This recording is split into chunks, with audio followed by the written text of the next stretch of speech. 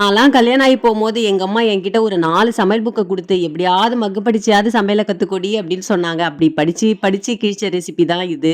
ஒரு பாத்திரத்துல எண்ணெய், ஒரு வெங்காயம், காரத்துக்கு பச்சை மிளகாய் சேர்த்து வதக்கி எடுத்துக்கோங்க. 1 டேபிள் ஸ்பூன் அளவு இஞ்சி பூண்டு பேஸ்ட் சேர்த்து நல்லா கலந்து விட்டுக்கலாம். 1 டேபிள் ஸ்பூன் மிளகாய் தூள், ஒரு 1/4 டேபிள் ஸ்பூன் அளவு கரம் மசாலா, 1 டேபிள் ஸ்பூன் அளவு சீரகத்தூள், கூடவே மஞ்சத்தூள் சேர்த்து நல்லா கலந்து விட்டுக்கோங்க. கழுவி வச்சிருக்க 1/2 கிலோ சிக்கன நான் இப்ப இது கூட சேர்த்து நல்லா கலந்து விட்டுக்கிறேன்.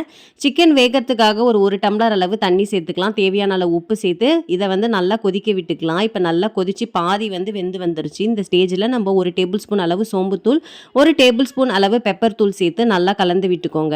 இப்போ இந்த கிரேவிலாம் நல்லா ட்ரை ஆகிற ஸ்டேஜில் 1 டேபிள் ஸ்பூன் அளவு நம்ம டொமேட்டோ சாஸ் சேர்த்துக்கலாம். 1 டேபிள் ஸ்பூன் அளவு சோயா சாஸ் சேர்த்துக்கலாம். அவ்வளோதான். கூடவே கொத்தமல்லி தழையும் நல்லா தழைய போட்டு மிக்ஸ் பண்ணி இறக்குனீங்கன்னா போதும்.